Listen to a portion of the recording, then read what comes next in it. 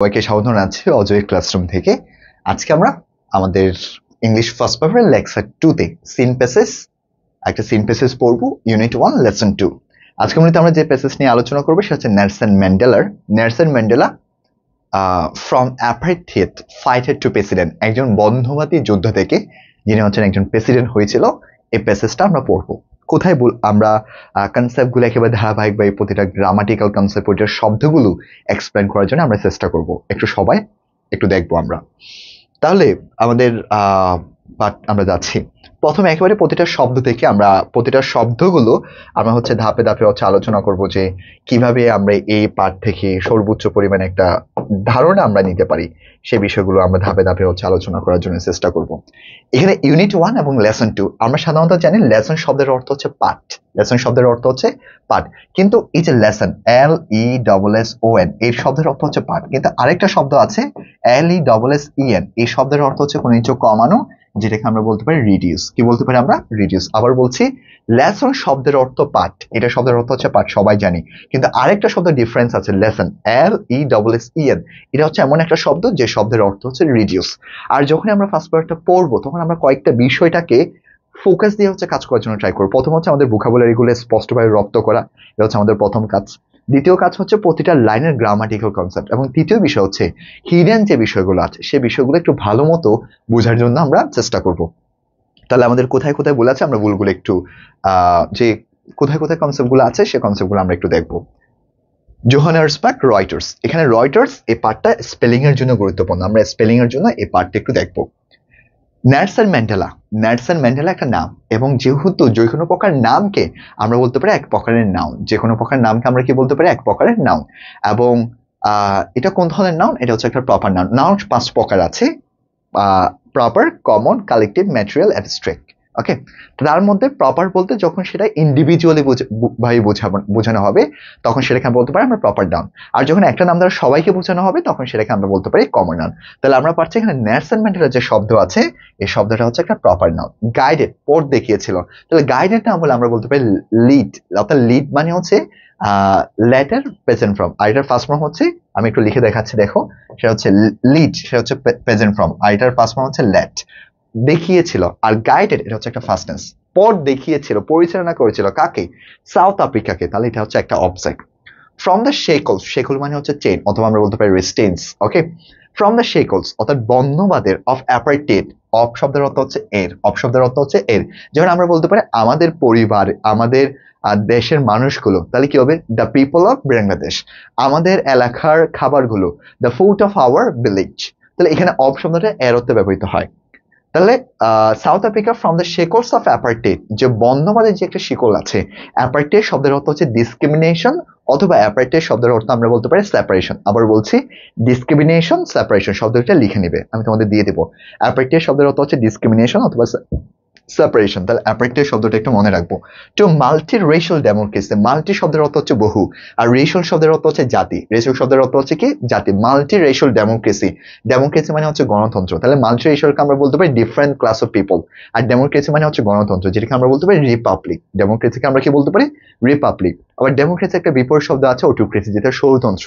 এখন বাংলাদেশে হচ্ছে অ্যাজ অ্যান আইকন, এবং তাকে বিবেচনা করা হয় অ্যাজ বলতে কাকে? সে হচ্ছে নেলসন ম্যান্ডেলাকে আইকন। আইকন শব্দের অর্থ হচ্ছে সিম্বল অথবা সাইন অফ পিস, পিস মানে হচ্ছে শান্তি, অ্যান্ড রিকনসিলিয়েশন, রিকনসিলিয়েশন শব্দের অর্থ হচ্ছে পুনর্মিলন। তাকে শান্তির এবং পুনর্মিলনের প্রতীক হিসেবে তাকে কি করা হয়? ধরা হয়। Peace and reconciliation. Who came to, এখানে কেম শব্দটা হচ্ছে কামের first form. Who came to embody, to embody শব্দের অর্থ হচ্ছে বাস্তবে রূপ দেওয়া, যেটাকে আমরা বলতে পারি রিপ্রেজেন্ট। টু এম্বডি শব্দটাকে আমরা কি বলতে পারি? রিপ্রেজেন্ট। টু এম্বডি শব্দটা কি বলতে পারি? Represent. The justice of the struggle of the justice, যে দ্য স্ট্রাগল সংগ্রাম, ফর জাস্টিস ন্যায় বিচার যে একটা সংগ্রাম আছে অ্যারাউন্ড দ্য ওয়ার্ল্ড পুরো বিশ্বের মধ্যে, সেটাকে একটা রূপ দিতে মূলত নেলসন ম্যান্ডেলাকে আমরা চিনে থাকি। এরপর ইমপ্রিজন ফর শব্দের অর্থ হচ্ছে কারারুদ্ধ করা। ইমপ্রিজন ফর নিয়ারলি 3 ডিকেডস, তাকে কারারুদ্ধ করেছিল অলমোস্ট 3 ডিকেডস। নিয়ারলি কিন্তু একটা অ্যাডভার্ব, কোন শব্দের সাথে যদি এলওয়াই থাকে সে সবসময় অ্যাডভার্ব হবে। নিয়ারলি 3 ডিকেডস অর্থাৎ প্রায় হচ্ছে 30 বছর, তাহলে এক ডিকেড মানে হচ্ছে 10 বছর, আর 3 ডিকেডস মানে হচ্ছে 30 বছর।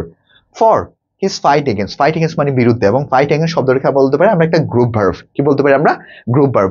হোয়াইট মাইনরিটি রুল, মাইনরিটি শব্দের অর্থ হচ্ছে যারা সংখ্যায় কম, যারা সংখ্যায় লঘু বলা হয়, স্মলার। আবার এটা বিপরীত শব্দ হচ্ছে majority.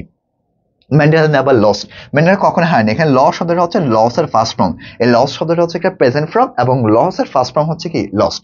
Is resolve to, resolve to শব্দের অর্থ হচ্ছে সংকল্পবদ্ধ করা, যেটাকে আমরা বলতে পারি ডিটারমিনেশন। আর রিসলভ এর পর সবসময় একটা টু হয়। ফাইট ফর, ফাইট ফর শব্দের অর্থ হচ্ছে জন্য। ফাইট এগেন্স্ট মানে আমরা পড়েছিলাম সেটা হচ্ছে বিরুদ্ধে, আবার ফাইট ফর মানে হচ্ছে জন্য। তিনি সাধারণত সকলের সংকল্প হারায় নাই, তাদের মানুষের হিজ পিপল ইমানসিপেশন, ইমানসিপেশন একটু দামি একটা শব্দ, ইমানসিপেশনটা একটু মনে রাখবো। ইমানসিপেশন মানে হচ্ছে স্বাধীনতা, তাদের মানুষের যে একটা স্বাধীনতা ছিল সেই স্বাধীনতাটার জন্য তিনি কখনো তার তার সংকল্প কখনো হারে নেয়। তাহলে ইমানসিপেশন স্বাধীনতাকে আমরা বলতে পারি, ইমানসিপেশনের পরিবর্তে আমরা বলতে পারি ইন্ডিপেন্ডেন্স অথবা লিবারেশনস, অথবা আমরা বলতে পারি ফ্রিডম, এই তিনটা শব্দ বলতে পারি। আবার বলছি ফ্রিডম, লিবারেশন, অথবা আমরা বলতে পারি independence. He was determined to, এবং তিনি সংকল্পবদ্ধ ছিল। ডিটারমাইনের পর সবসময় টু হয়, এবং ওয়াজ হচ্ছে একটা লিঙ্কিং ভার্ব, লিঙ্কিং ভার্বের পর একটা অ্যাডজেক্টিভ হয়। ব্রিং ডাউন, ব্রিং ডাউন মানে হচ্ছে কমানো। আবার ব্রিং ডাউনকে আমরা বলতে পারি রিডিউস, ডিক্রিজ, ডিক্লাইন অথবা লেসন। ব্রিং ডাউন মানে হচ্ছে কমানো। অ্যাপারেটেড ওয়াইল অ্যাভয়েডিং সিভিল ওয়ার, কোনো ধরনের গৃহযুদ্ধ ছাড়া। ওয়েলের ক্ষেত্রে মনে রাখবো, ওয়েলের ক্ষেত্রে যদি সাবজেক্ট না থাকে সরাসরি ভার্বের সাথে আইএনজি হয়, আবার সাবজেক্ট থাকলে একটা ফার্স্ট কন্টিনিউয়াস হয়। অ্যাভয়েডিং এ সিভিল ওয়ার, কোনো ধরনের গৃহযুদ্ধ ছাড়া তিনি কি করেছিল, তিনি একটা সংকল্পবদ্ধ করেছিল যে এটাকে কমিয়ে ফেলবে, অ্যাপারেটেডকে ধ্বংস করে ফেলবে। হিজ প্রেস্টিজিয়াস, প্রেস্টিজিয়াস শব্দের অর্থ হচ্ছে সম্মান, যেটাকে আমরা বলতে পারি রেসপেক্ট, অনার অ্যান্ড কারিশমা। এটা পুরো একটা সাবজেক্ট, নাউন ফ্রেজ রূপে একটা সাবজেক্ট আছে। হিজ প্রেস্টিজিয়াস এবং কারিশমা, তার মধ্যে যে একটা প্রেস্টিজিয়াস ছিল, প্রেস্টিজিয়াস মানে হচ্ছে হিজ প্রেস্টিজিয়াস, তার একটা সম্মান ছিল, এবং তার একটা কারিশমা ছিল, ম্যাজিক ছিল। হেল্প হিম, তাকে সাহায্য করে। উইন, উইনের নিচে একটু দাগ দিব, এটা হচ্ছে পজিটিভ ভার্বের একটা অংশ। তিনটা শব্দ বলছি, সেটা হচ্ছে এমএলএস। এমএলএস মানে কি, যে এমএলএস সেটা হচ্ছে মেক, লেট, হেল্প। শব্দগুলো লিখে দিচ্ছি দেখো, মেক, লেট অথবা হচ্ছে হেল্প।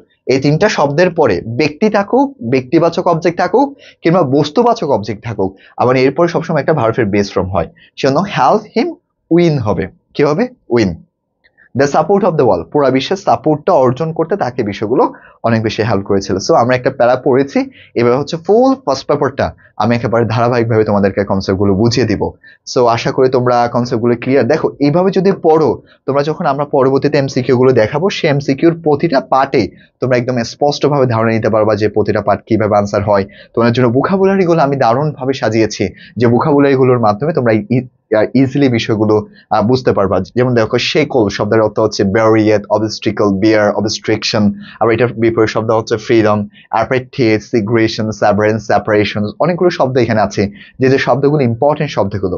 এবং এর পরে হচ্ছে আমরা অনেকগুলো প্র্যাকটিস পার্ট রেখেছি। তোমরা দেখো একেবারে হচ্ছে প্রতিটা পার্টের দারুণভাবে হচ্ছে প্র্যাকটিস পার্টগুলো আমরা এখানে সাজিয়েছি। প্র্যাকটিস পার্টগুলোর পরে তোমরা দেখতে পাবো কিছু শর্ট আনসার কোয়েশ্চেন, এবং শর্ট আনসার কোয়েশ্চেনের পর ফ্লোচার্ট, ফ্লোচার্টের পর আমরা সামারি লেখার জন্য অপশনগুলো রেখেছি। সো হোপফুলি তোমরা একেবারে বেস্ট একটা সার্ভিস পেতে যাচ্ছ ফার্স্ট পেপারের উপর। অজয় ক্লাসরুমের সাথে থাকো এবং কনসেপ্টগুলো একেবারে দারুণভাবে তোমরা বুঝতে পারবো। সো দেখা হবে আমাদের আরেকটা ক্লাসে। Thank you, bye by.